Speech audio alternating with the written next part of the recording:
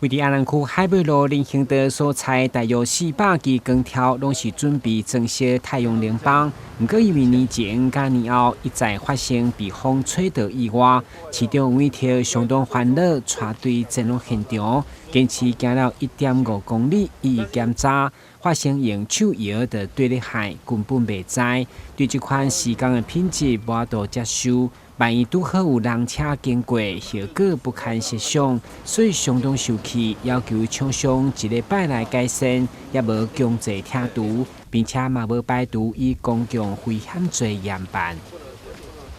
做光电是国家能源政策，但你不能做光电引起公安了。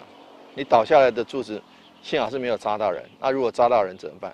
像我背后这个，把整个人行道封起来，如果民众要因为被封起来，他要走到车道上，不小心发生车祸或被撞了，要怎么办？找谁理赔？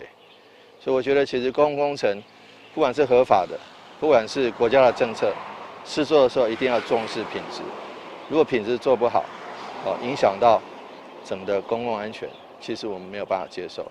所以我们会要求厂商在最短的时间内去做适当的处理，该挖的就把它该移除的移除掉。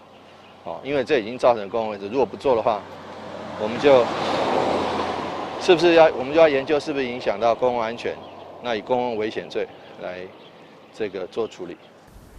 除了光条的工程缺失，甚至林兴德也有因为施工留落来一大坑，拢也无修补，阻碍通行，已经威胁民众公共安全。一旦无好好改善，嘛无排除向施作的开发公司提告求偿。